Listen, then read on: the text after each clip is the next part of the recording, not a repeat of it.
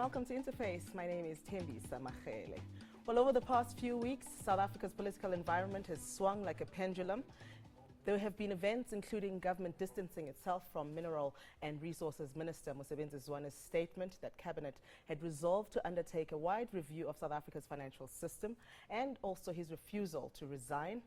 There have been challenges at National Treasury and also the South African Reserve Bank, and we also saw the surprise improved growth rate in the economy. Now tonight on Interface we ask, what is the effect of the current political events on the economy, and will this result in a downgrade come December? My guests tonight are Lumkile Mondi, who is a senior lecturer at the School of Economics and Business at WITS, and we're also joined by Donald Dipoko, who is the acting DG at the Government Communication and Information System, which is GCIS. And of course, if you would like to take part in the discussion, you can always do so. Find us on Facebook at Interface on SABC, or on Twitter at Interface on SABC, or at Tembisa Magele. Welcome, gentlemen. Thank you so much for your time. Thank you for having us. So, Budlumkin, if you have a look at the headlines, if you watch the news, you will come to the conclusion that South Africa is going to hell in a basket and that we are just on the brink of collapse. How much of that is really true and how much is just bad PR? Well, who is in charge? I think that's a question that many South Africans and many people in the business sector are asking. Remember, we needed a very clear direction, which I think around Minister of Minerals, Mr. Mosebenzi Zwane's statement, that at least the presidents did come out with a statement. But they came a bit late because I think we're a bit confused given the impact that it was having on the financial sector, which is very, very critical because it allocates capital, particularly to our build program. We're building a lot of new power generation capability in South Africa through Eskom. We're expanding our transport network through Transnet. So therefore, for us to have financial sector and a lot of other noises coming from government without a clear articulation in the interest of the country and the economy misguides us and leads to a lot of confusion across the Are you not being unfair when you say who's really, leading us at this point? Because the government will tell you the president is very much still in power.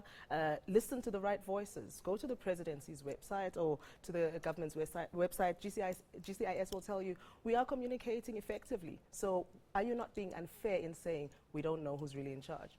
We're very privileged because 24 hours before, a minister in the presidency, Minister Khatebe, articulated the minutes of the cabinet meeting.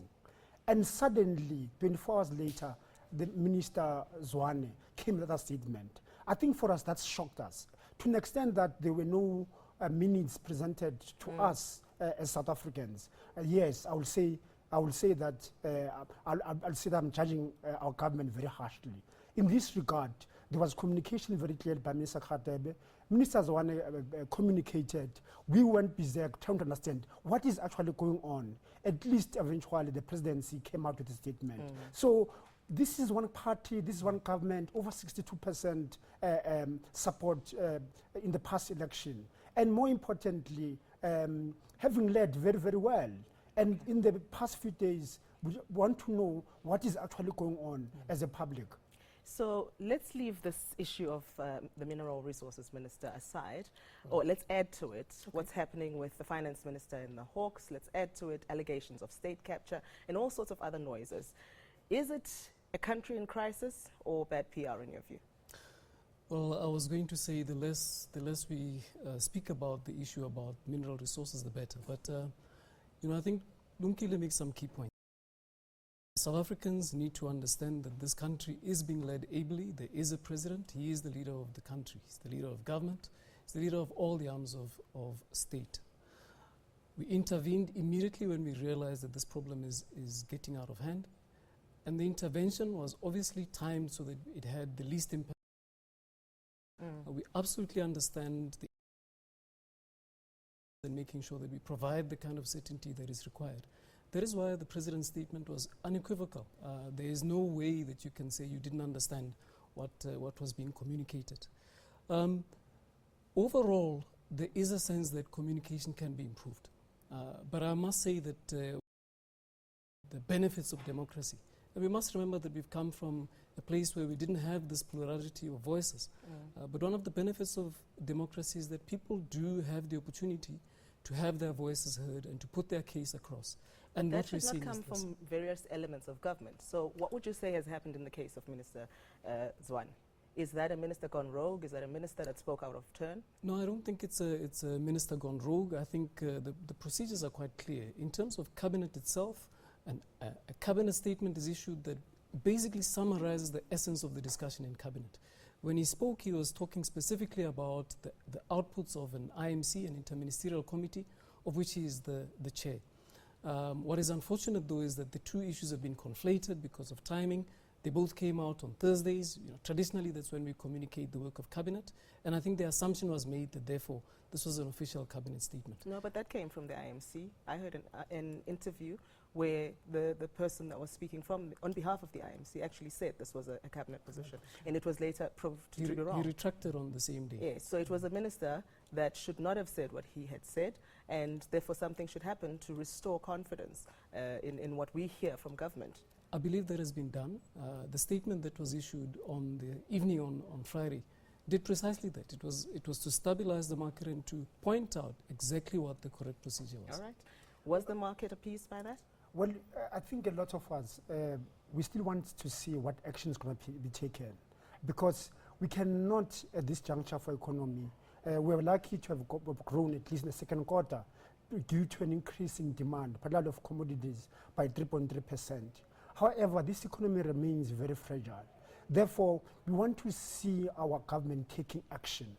When we have people that are undermining the interest of the country, particularly the poor, our government set itself out to address the problem of poverty, unemployment, and inequality. But who are you talking about there in particular, the minister? I'm talking specifically here that we're expecting somebody to act and make sure that there's accountability. What kind of action are you looking for? The action is to tell us either that certain processes have been undertaken against the minister, or the minister has been asked to step down because it's not in the interest of the country. We are losing a lot of credibility as a country, Okay. the fact that we don't seem to be acting in unison. Are we likely to see something like that coming through? Well, I was hoping we could talk about action, which in essence is really what was behind the 3.3% growth. We're It's going to driven touch by on the growth very quickly after the break, but before we go on break, is that something we're likely to see? That kind of strong statement, action taken against the minister? What was interesting about the discussion in Parliament, I think it was 2 days ago, Minister Zwane himself said, look, the executive is going to consider what outcomes should take place, Okay. given what has happened. That's still not the answer I'm looking for. Yes or no? Is something going to be taken or done against the minister because of those utterances? Let's take a look at what we're going to be talking about after the break. We're going to be touching on that and also the state of the economy. We saw some growth in the second quarter. What was that about? You did allude to that a little earlier, but we take a short break now to stay with us.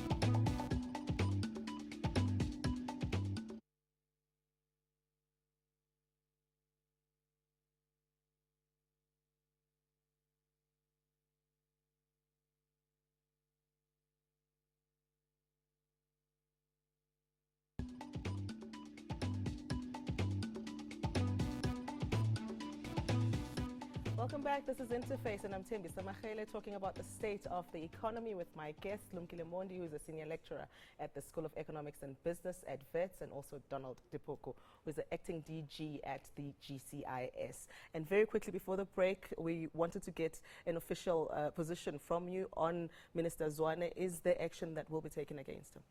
Well, I think it's very clear.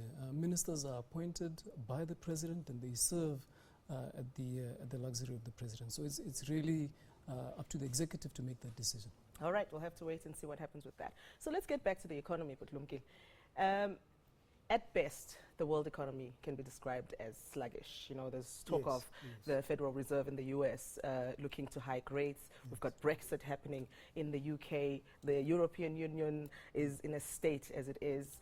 And therefore, when you look at South Africa's state of the economy, you've got to take in all of those factors.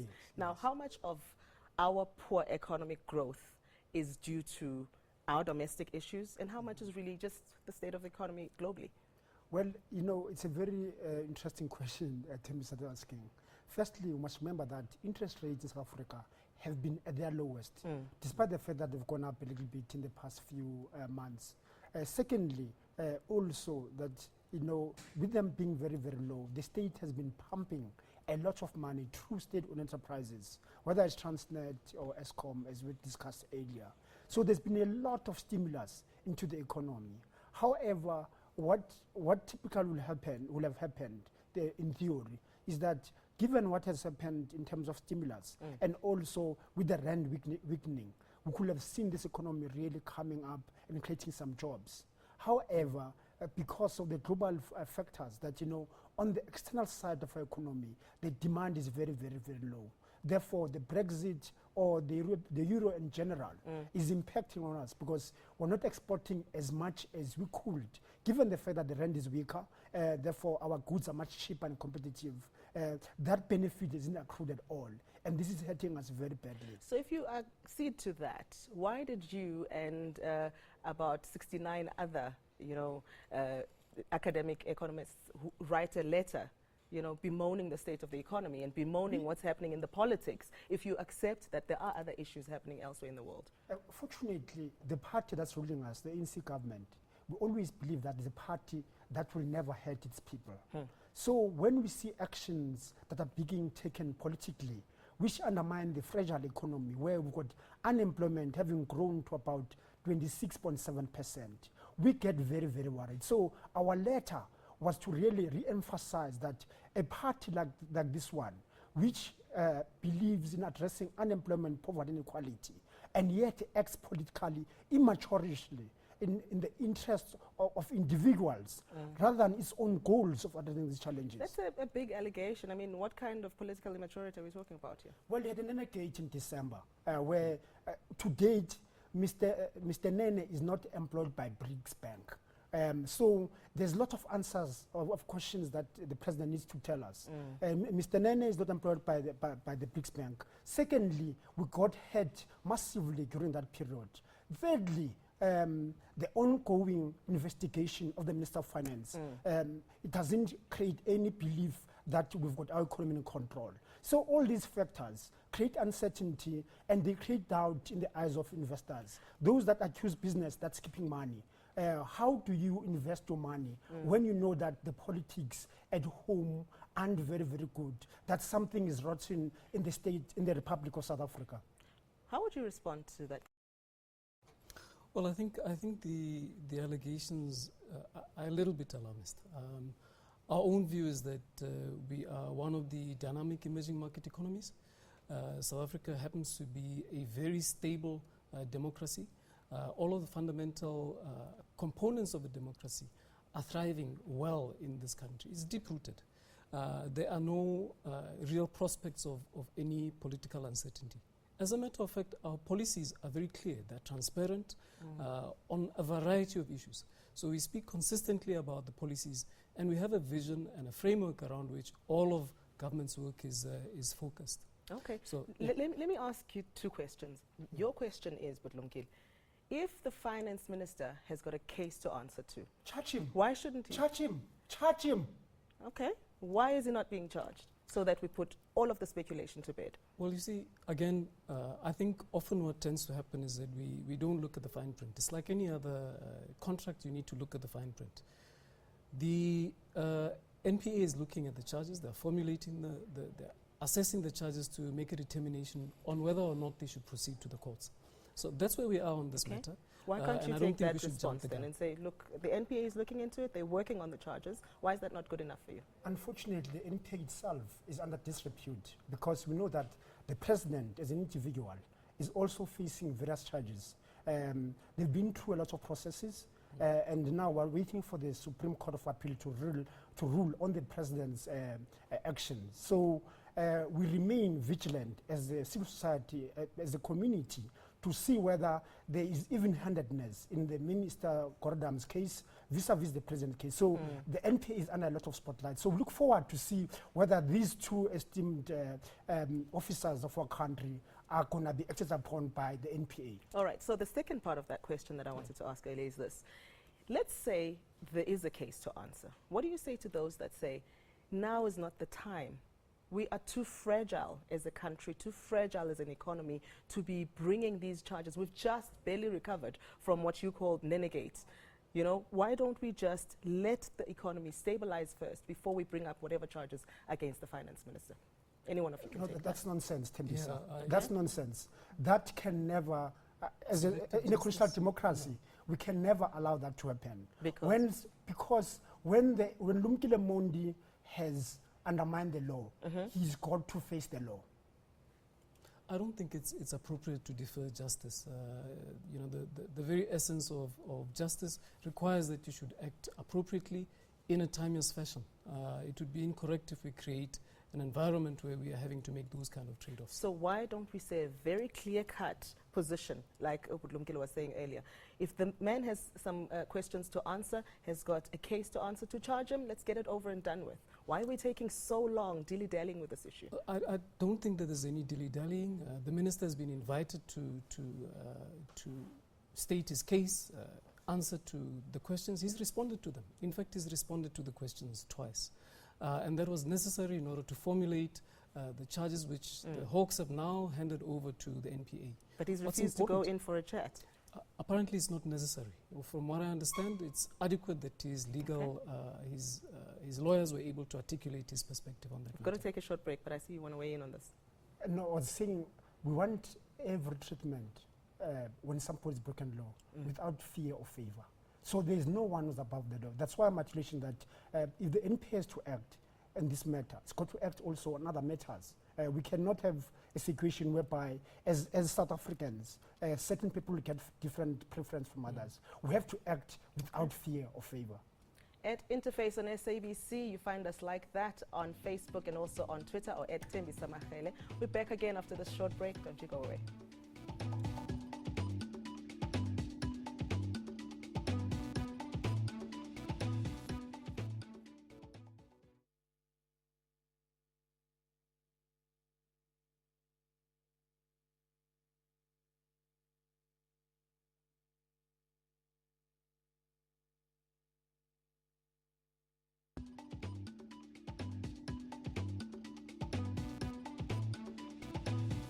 Welcome back. Are you alarmed at the events that are happening in the political arena, or do you think it's just par for the course of a growing democracy? Do you worry about the economy? Do you wonder where we're going as a country? These are some of the questions that we are tackling tonight on Interface, and of course we welcome your thoughts on Facebook or on Twitter. So here's another one. Future Growth comes out and says we are not going to be giving any more money to state-owned entities, particularly Eskom. You've got a Danish bank saying also the same thing. But then you have BRICS Bank coming through and saying, hey, look, if they want to borrow from us, they're more than welcome to do so. And you talk to Eskom and they tell you, we have raised over 300 billion rand in debt. Future growth is only 4 billion rand, so it's really not that big a deal. Who do we believe in this one? Well, I'll believe future growth. Why? I think because we still have got, I think, last time I checked, of the Eskom bill program, we've funded between 60 and 69%. So we still have got a big shortfall around that funding. So we really need to ensure that we can finish both Medupi as well as Kusile. So not only that, I think given the fact that our economy despite the 3.3% that we saw in the second quarter. Going forward, we're going to continue running a deficit. So the state also still has to go to financial market to raise finances. That is why it is important to bring governance to state-owned enterprises, which we saw that they say there's been action done at last. However, we are aware that there are a lot of other state-owned enterprises where governance leaves a lot to be desired. I want to touch on that governance point, but before that, how serious is this future growth issue? Well, Tembi, my view is that you should actually believe future growth's position, right? Their CEO has issued a retraction. He said, look, given the context of what has happened, there were unintended consequences that we did not see. What we were trying to flag was the single issue of governance. But the challenge, and what we find quite interesting, is the state-owned entities that have been highlighted as being the ones that they do not want to extend funding to actually do perform quite well. And it's is quite governance ironic. in place in those state-owned Governance entities? is in place, but not only that. I mean, if we were going to talk about ESCOM, what I can tell you is the ESCOM projects are primarily funded and there's oversight. If you look at something like Medupi, the World Bank plays a very close oversight role in terms of that model. And the World Bank themselves were in South Africa, and they gave us the green light to say, actually their concern was that we were not moving with sufficient speed. You know, so it's a flagship project. It's one of the biggest investments. So they want to make sure that they assist us to conclude these issues. But I accept governance is a matter that has been raised, and we need to look at it more holistically in our discussion. Minister Lynn Brown will tell you, we're looking after the governance of these SOEs, and actually most, if not all of them, are stable. So what are you talking about? Fortunately, then capital is going to vote with its feet. So the only way to teach government a lesson when you don't believe, or a lender a lesson who you believe that cannot perform at some time in the future, is to cut the lending. But so government the is saying there isn't a problem here. If you What- listen what- to what- Brian Molefe, when he was speaking in Parliament, if you listen to the minister, if you listen to anybody else in government, they'll tell you there's no problem here. That's good. It's good for them to say there's no problem. The proof of the pudding is the tasting. We're very happy that Minister Gordon has now put a board at SAA. Tembisa, I look forward to receiving the 2014 financial results of SAA as well as 2015 ones, so that I can make an assessment whether is SAA viable or not. So as long as Ms. Lynn Brown continues making statements without, as the public, showing us the results and the performance, we're going to remain skeptical, we're going to question and have no confidence in what we're being told. All right. Here's another one. Fitch comes out and warns that, you know, because of the losses that the ANC suffered in the metros, they're likely to come out with more populist policies that will harm the economy. I mean, is that a reflection of something that could actually happen, or a reflection of an organization that doesn't understand how policy decisions are made? No, I think my own view is that Fitch can be distant from some of the realities that we have in the country. I think we've been consistent in echoing this. This country has a vision. NDP is working towards 2030. This is what we want to achieve. In the interim, we have a series of plans that unpack the details of what we're trying to do as government. We've run out of time. There are two very quick questions I want to ask. Interest rates come the end of the month. Are we likely to see a hike, yes or no? No. No hike. And secondly, how do we get out of this funk that we are in the economy? How do we grow again? You know, from our own perspective, what we've learned is that South Africans are very good at talking themselves down. We need to be focusing on the positive things that business, labor, as well as government can partner on to work together to take this country forward. And for you, but we have an agreement with government, an 8-point plan. Government must not act alone. So we hope we won't have statements like Mr. Msebenzi Zwane in the future. Business and labor can be pursued without anyone going out and talking to the media and undermining that pact that we've agreed on. All right, we'll be watching that one very closely. Gentlemen, thank you so much for your time. Thank you. And thank you for coming through to Interface. Thank you so much for making the time to watch the show. Let's do this again next week at the same time. From me, Tembisa Mahele, and the team, good night.